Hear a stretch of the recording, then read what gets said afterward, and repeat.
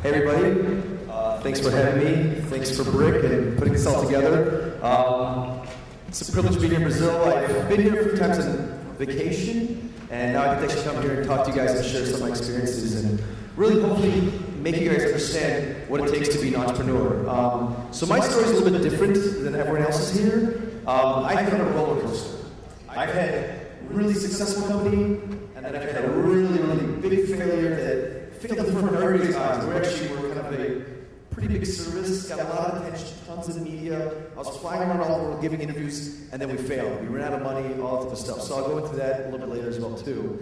And then after that, I learned my lessons, and I went to another company and started it, and actually sold it a few months ago. So a little bit about my history. I started my first company right out of university. So I was about 21 years old, and I had a dream of making video games. I was playing video games, I was always kind of interested in video games, reading every single magazine, big nerd, sitting behind a computer, 16 hours a day. My parents hated it. But I knew I wanted to make video games, and I wasn't going to let anybody else stop me to do that. So what I did is I decided I'm going to go out there, I'm going to start making video games. And what I did is, really what you guys have to do, if you think about getting into entrepreneurship, the key is to kind of jump off the cliff of sorts. I've heard some really good analogy to what being an entrepreneur is. It's kind of like jumping off a cliff and building an airplane on the way down. And that's kind of what you have to do. You have to be very ingenious, you have to be working really hard, get your hands really super dirty. So what I did is, I started this game studio. I started with a few other friends of mine. We started it in Canada, actually. But then we actually saw an opportunity to go out there and start working with companies and developers from outside of the United States. So I went out to Poland. I started hiring a bunch of people out there. I started hiring people in Ukraine. And then I started hiring people in other kind of Eastern European countries as well, too. And this company went pretty well. We started making really good money. We started working on titles with companies like Sega, and Capcom, and Nintendo, and Atari. And I couldn't believe it, right? I was like, oh my God, I'm on top of the world. This was going really great for a few years, and then I ended up exiting the business around 2003, 2004 timeframe, because I was getting kind of bored. A lot of entrepreneurs also, and this is actually a very natural reaction. People who are kind of like starting companies, sometimes we get bored after 4 or 5 years. So if you get to that point, it's time to sell your company or find people to replace you and move on. After that, I started a company called Metro. And Metro is, it was kind of the first location-based social network. So something, let's say, I don't know, you guys might have heard of a company called Foursquare or some of these other kind of location kind of put, Yelp or things where you put yourself on a map and it kind of tells you where you're at. We were doing this in 2004. So we thought this was a genius idea. I thought I was the man because I started this huge successful company and I was invincible. The reality actually was not that case. So what happened is we went out there, we raised a bunch of money, we were kind of pitching the idea to everybody, and we were kind of running first and foremost really fast, trying to build this company that we thought was going to change the world. People believe this is going to be a multi-billion-dollar market, and we were the first ones. That's actually a problem a lot of times. Sometimes being the first one is a cause for failure. And so we've been going at it. We started in 2004. I ended up shutting this company down in mid-2007 timeframe. So what I'm trying to say here is, even if you are thinking about starting a company, don't be worried about failing. It happens all the time. It happens to some of the best of us. It happens to some of the worst of us. The key is, what do you do after that? So after I had the company, had all that notoriety, and people kind of knew who I was up in the United States, I decided, okay, well, I failed. I was, like sitting at home, kind of depressed, thinking, what should I do next? But being a true entrepreneur means never giving up. So what happened after that is that I decided to go out there and start my next company. And very simply, I picked myself up. I took all the lessons I learned from that company. So I tried to pick a little bit more stable market. I tried to find out certain kind of advantages I had learned from my previous company that I could apply to this new company. And also one really awesome thing I had as well is I was able to take the best people from that team and move them with me. And so the reason I could do this is because we had built a lot of trust. We had worked through really a lot of hard times where we had no money. I wasn't paying bills for months. I mean, things like this happened during the course of this company. So I was able to recruit all these people that been with me before and we were able to go out there and build a really nice company as well too. So that brings me to my third company I started, a company called LaFora. And I'll be kind of brief about it. Most of you guys probably will not have heard of it here in Brazil, but what we do is we help people build large online communities. So if you're a fan of, let's say, Barcelona, or you're a big F1 fan, or you happen to be really into crochet and making dresses or stuff like that, we help people build these large online communities. This company, like I said, we took all the things we learned from our previous company, we applied them. I was able to raise the right amount of money. I was able to go out there and get better people, and I was able to go out there and build a company in a more strategic way, and I was able to sell it, like I said, about 3-4 months ago.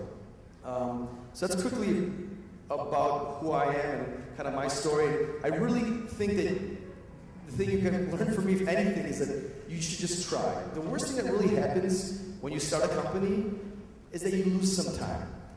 Like I always thought to myself when we were kind of going through our bad periods, what's the worst thing that happens? Nothing. Really, nothing bad's going to happen by starting a company. The worst thing that can happen is this. You might lose some money, you might have a little bit of debt or something, but you will always get a job. People love entrepreneurs.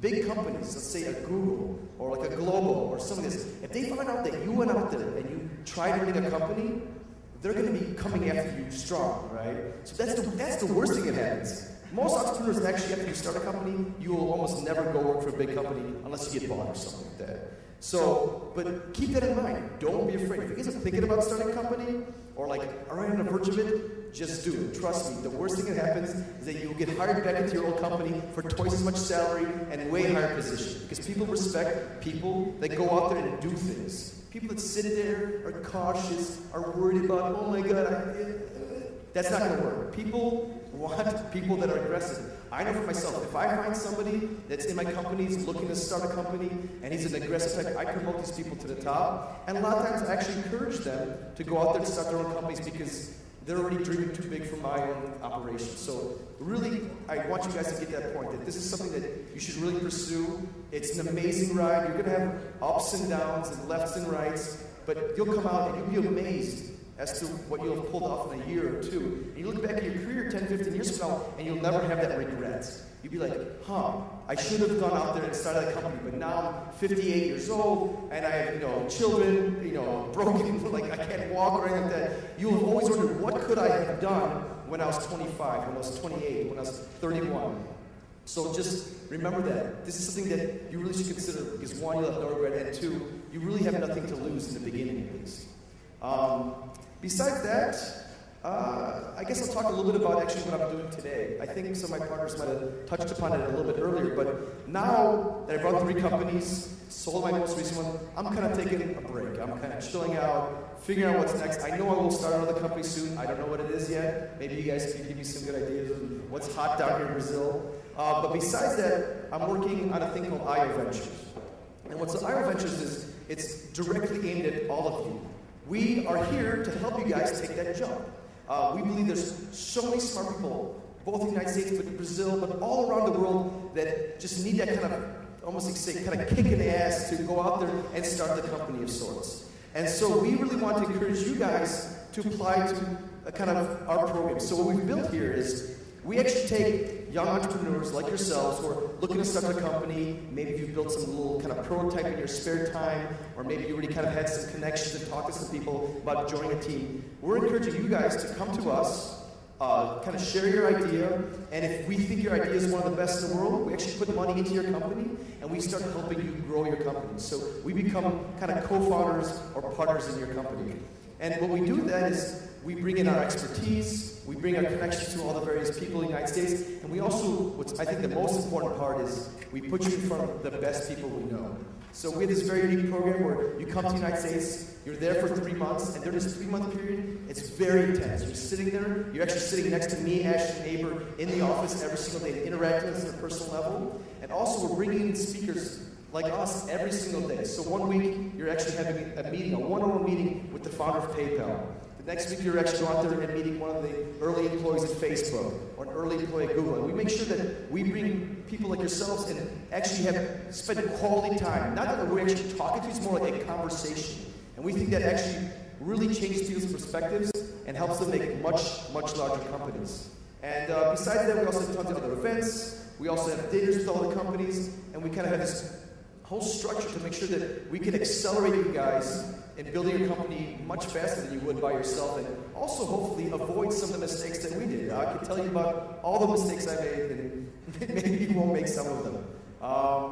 Besides that, I guess for the program, we are open to applications, so we're actually taking applications from all over the world. So I really encourage all of you guys to apply. We're actually starting our next group of companies. We do 5 companies every 6 months, and they're starting in the middle of February. So I would love to see more applications from Brazil. I think that would be really important to kind of see the diversification. And I know there's a lot of super smart, talented people in this room, and we want to help you guys build your company. It's very easy. I guess you just go to ventures.io and use this as an online application, or also you can follow me on Twitter or ask me questions there too at Bragiel, B-R-A-G-I-E-L. And I guess I'll leave the questions now. Yep.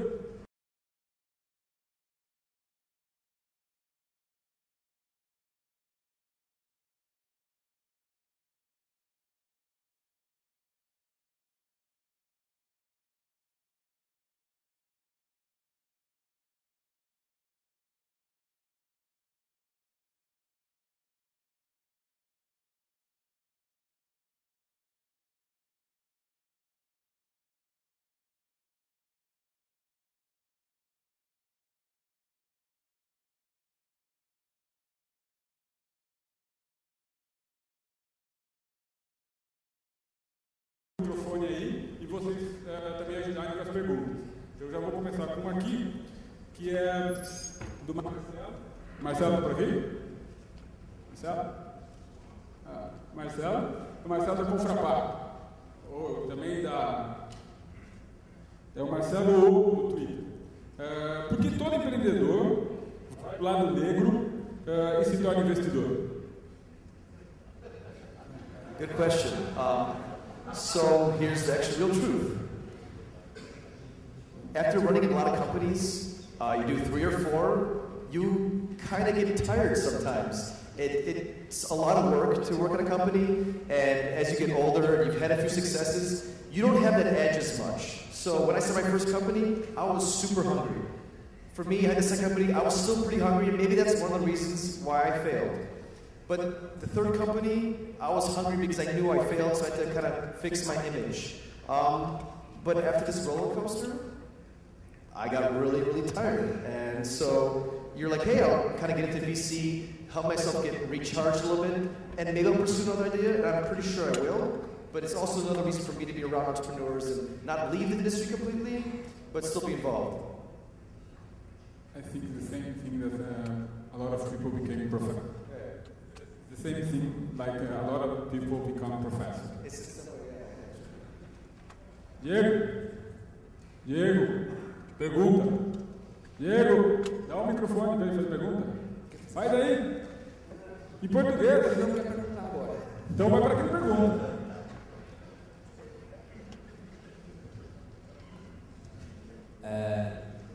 Bom, eu queria falar que agora, assim, depois que a gente vê 3, 4 apresentações, todo mundo aqui, acho que mais alguém além de mim está com vontade de sair, abrir um site, abrir uma empresa, mas tem um problema. Por exemplo, eu quero abrir um site, eu não sei nada sobre site, eu não sei nada sobre programação. O que eu sei é que eu tenho uma ideia de um negócio que pode dar certo, mas eu preciso de recursos, eu preciso de pessoas que saibam lidar com isso. Então, que conselhos ou que exemplos na sua vida você pode dar de negócios que você começou, mas que você não tinha domínio de todas as peças para montar esse negócio? So, for that, I would say the key to an entrepreneur is to be really scrappy.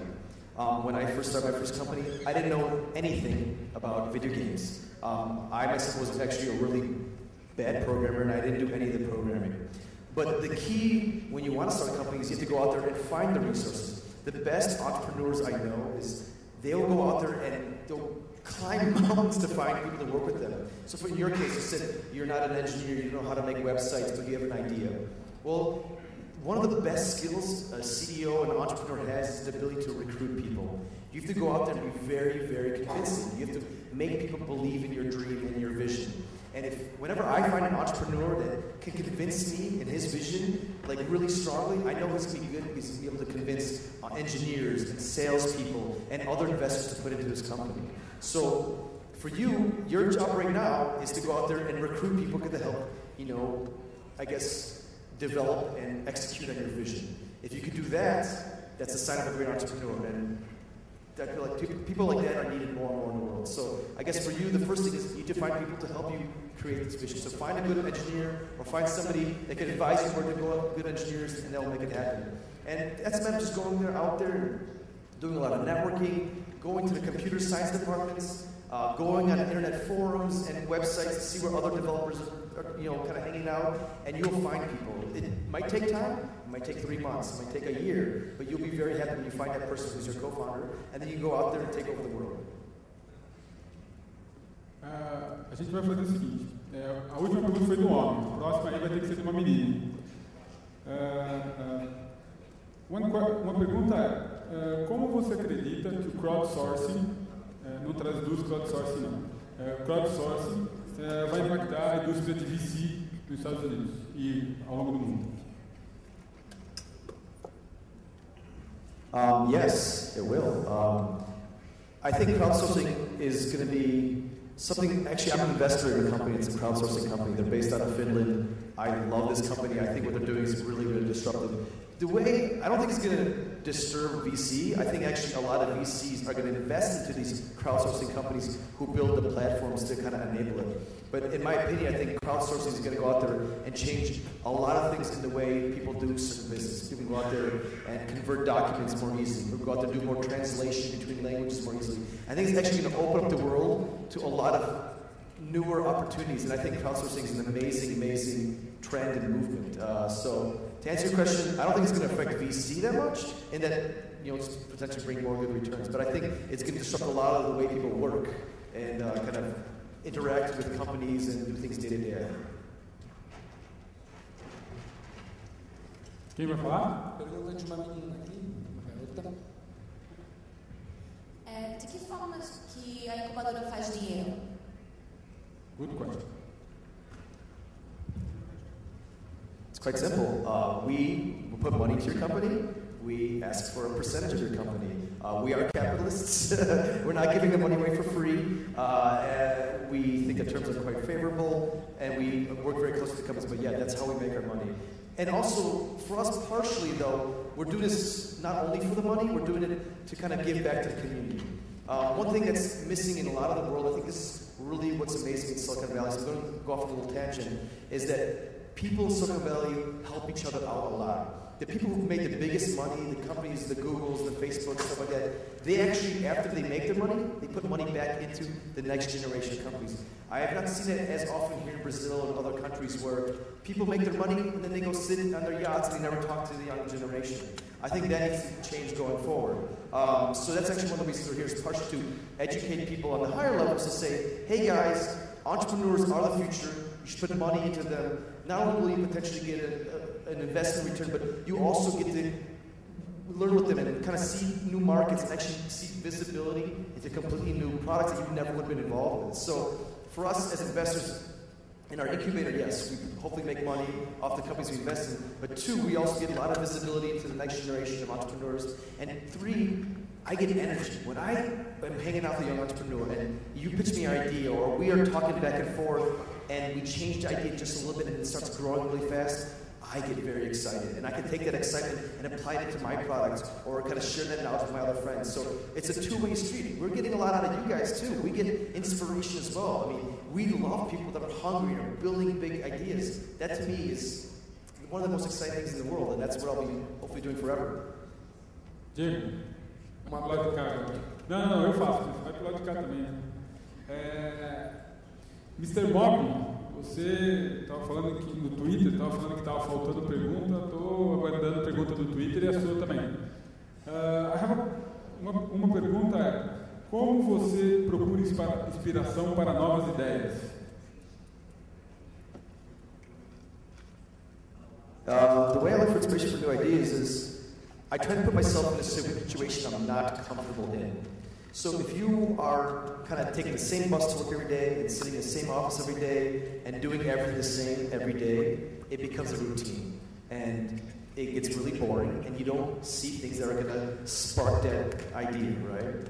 And so for me, what I try to do is I try to put myself in situations I feel uncomfortable in. I'll go to a country where I know they don't speak any English, show up there, and figure it out. And sometimes in that kind of weird, chaotic mess, you see something, or you think about something, or it triggers an idea, and it brings inspiration. So that's one way. Two, I also make sure I surround myself with really smart people. If I'm around people that are hungry, excited, or see a lot of different things in themselves too, they might say something that's going to spark that moment of inspiration. So the key is really to put yourself in environments that are either surrounded with a lot of smart people, or put yourself in environments that are kind of chaotic, where you might kind of find something that's completely different, that's out of your norms. If you stay in your same routine, you're going to stay there until you die. And that's just, a lack of ideas are going to come out of that.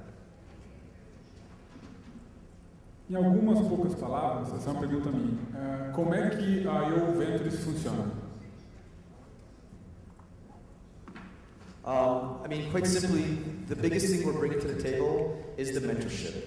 The money, everyone has money. That's not true, but there's a lot of sources of money out there. What we're really bringing in is the years and years of experience building these kind of great internet companies. And I think that really is the biggest differentiating factors. And there are people that are involved with us, have started companies that have hundreds of millions of users around the world. And that to us is something that very, very few people can offer in the world. And that's, I think, the biggest thing, is that we not only have that expertise, but actually we're willing to share with you, sit down with you, and actually be there working with you guys in the earliest stages of your company.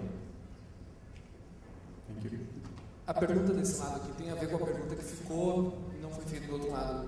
Perguntaram lá sobre a questão de que o pessoal é investidor de risco, mas geralmente não investe em uma ideia no início, porque tem muito risco. E aqui quer perguntar sobre...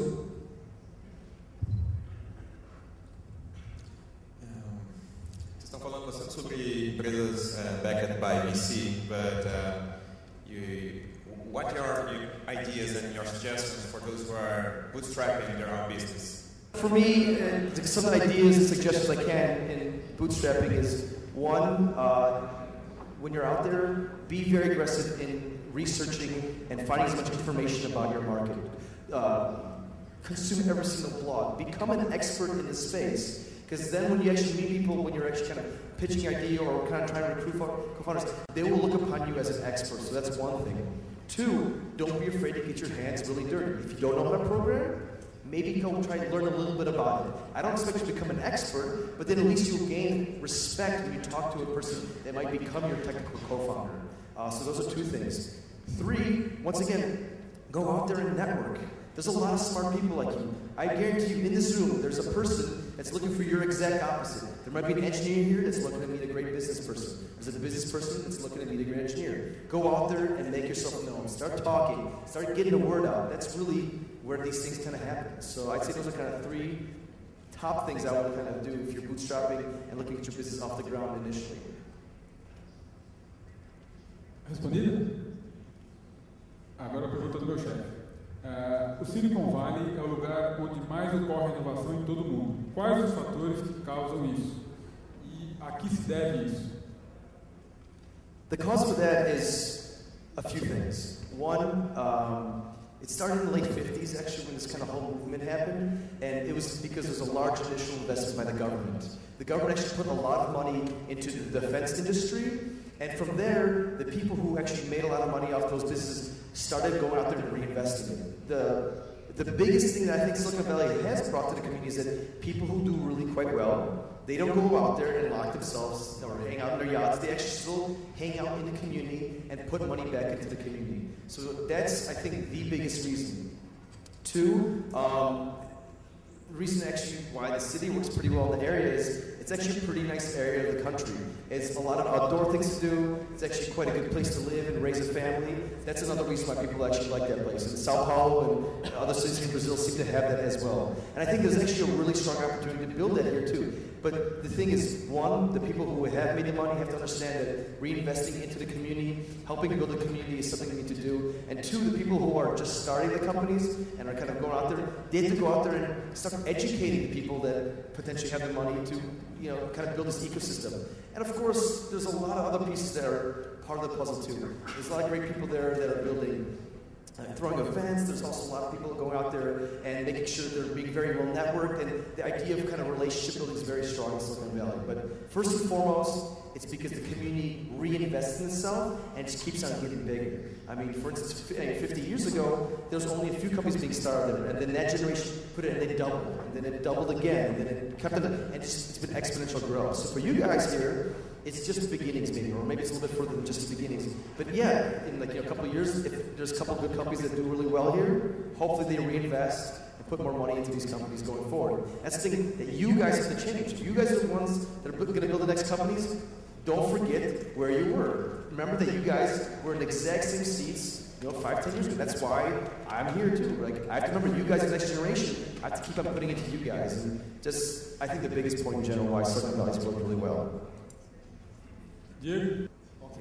A gente teve uma pergunta dela aqui, que era como saber, quando você está ainda saindo da faculdade, se esse é o momento certo de primeiro ir no mercado, ter uma experiência, ou se as pessoas vão acreditar na sua visão de empreender, se tem alguma relação. É isso?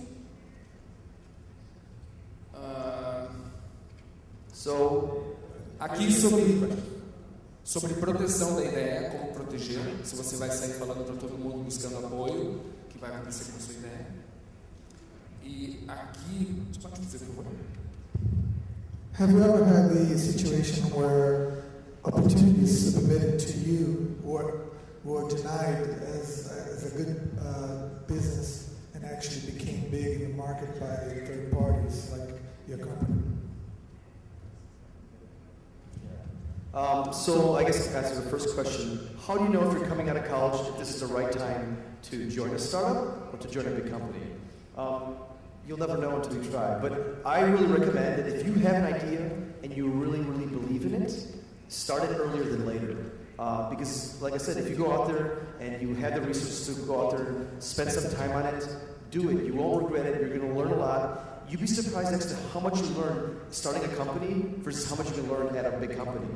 And the worst thing that happens, once again, as I said, is you start the company, you learn so much, you've proven that you are a really aggressive type, and then it fails. You go back and get that job that was offered to you, and you're going to get it at a much higher level. And the actual return, your return of investment and time is actually higher. But my feeling was if you actually went out and start your first company, you probably will want to start a second or third. It's kind of addictive. It's kind of a drug of sorts. That was number one. Number two, how do you protect IP? So it depends on what industry you're in. If you're in consumer internet, gaming, mobile, the stuff we focus on, we say, screw IP. I don't believe in IP until later down the line. Because if you go out there, and I don't know how the patent system is here in Brazil, but if I go out there and I'm spending, it takes 3 to 5 years to file a patent, by the time that patent's filed, somebody will already have built the technology and ran away with it. And this happens all the time. Let's look at Facebook, for example. They went out there, and there's people that already have patents for social networking. Well, what did they do? They built it first, and they went out and bought every single patent after they were big. So don't worry about the IP stuff in the consumer space. Just go out there and build it, because it's really not about the idea. It's more about the execution. Everyone has great ideas. I'm going to invent a flying car. Great, it's a good idea. How are you going to build it? That's the hard part. So go out there and start building it, and worry about that later, is my opinion. And could you repeat the third question, because I had it in Portuguese again.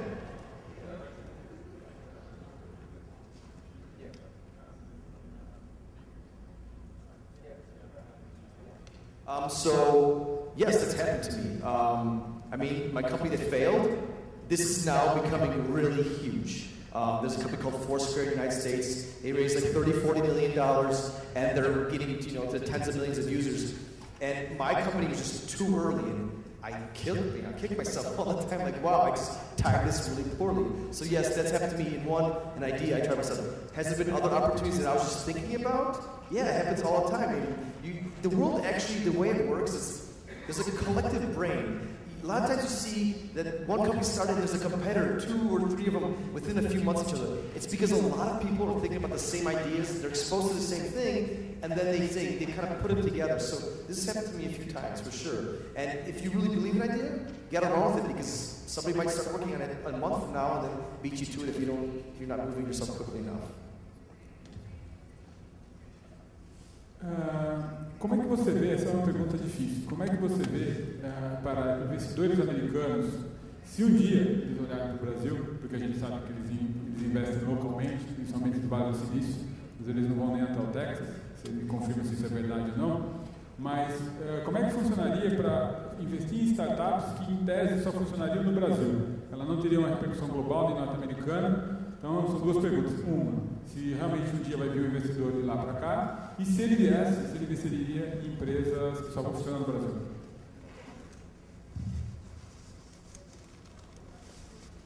So, yes, it does make it much more difficult. Some investors in the United States, I'd say 98% of them, yes, they will not look outside of the United States. They are 100% focused on a, I guess, 50-kilometer radius. That's really where they know people, they know they can hang out with them, and they know they can go out there and really work with these companies very closely. But I think this is changing. One, there's a lot of actually angel investors and VCs that are expats. They've come from a different country, built their company locally in San Francisco, and now they want to go out there and share their wealth and kind of bring this mentorship model out to other countries. So myself, for instance, I said my first company was based in Poland actually, and that's my first language. I actually now go out there and do investments kind of on a small personal level to small Polish companies because I feel very comfortable with that market. I can speak the language with people. I know when they're bullshitting me and stuff like that too. So I think there are going to be more and more investors that are feeling more comfortable and will actually will invest. Maybe they're based in the United States, but will invest in Brazil because they're really interested in that. Besides that, some of the kind of U.S. companies are starting to look more and more for an advantage, because they're in the United States and all the top firms already are well entrenched and kind of stuck in their ways, and they're like an upstart. So they're looking for unique markets, for opportunities that maybe people aren't sticking around. It's going to be much more risk, but hopefully more reward. So, and then we're going to see more and more U.S. investors coming down here. And yes, at first they'll start investing more like Series B, Series C type stuff. But I think that's going to filter down more and more over time. And one of the reasons we're here too is we are exploring the market and we are open to investing in people that are really smart and bright. And what the details, stuff we'll figure out later, but we're definitely looking to it as well too. Tem uma pergunta que eu vou transformar em duas. A pergunta é: o que tem que ter um business plan para que essa empresa seja investida em fevereiro do ano que vem pela IO? E a segunda é: você acredita em business plan?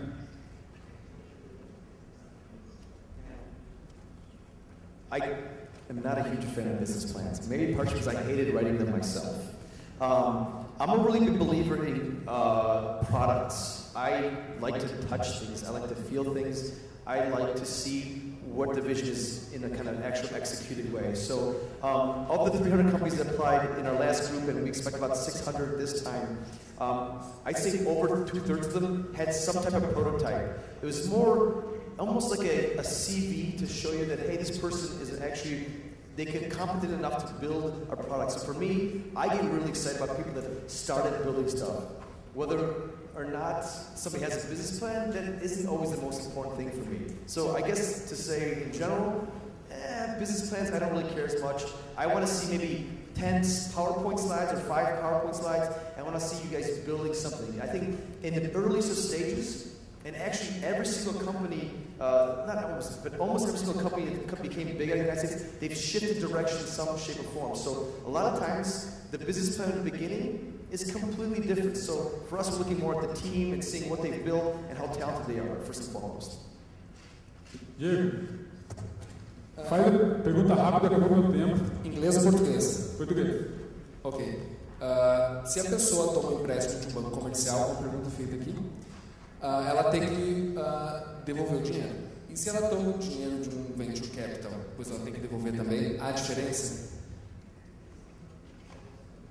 No, I definitely understand. Yeah. So especialmente fracassar. So with venture capital, that's one of the reasons. What's great about it, when we put money in and you guys fail, we lost. We're taking a risk. This is also why we take a big piece of your, small piece of whatever piece of your company, is because we are coming in as your partners. With a bank, all they care about is getting their return, but they don't take a piece of your company. With us, we become your partners, we come in with you, we put the money in, and yes, we understand that you guys will fail.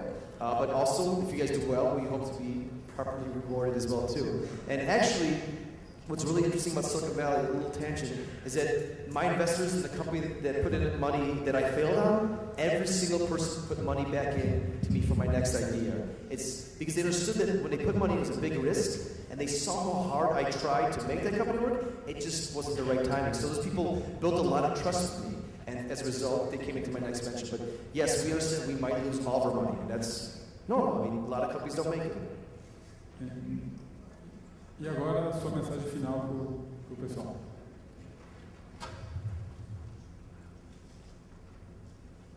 Okay, well, I really appreciate you guys listening. As I said, we are opening up applications to everyone in the world, so I would really love to see a much larger Brazilian representation. I think we had maybe 1 or 2 out of 300 companies apply last year. So please go to our site, ventures.io, fill out the application forms, and who knows, maybe one of you guys will be working with us next year. Besides that, I'm very easy to reach as well too, so if you guys actually have a question, I'm addicted to email, so it's paulb@ventures.io, so PAULB@ventures.io. And also, as I said, you guys can follow me on Twitter and direct message me or something like that, and I'll respond that way too. Thank you.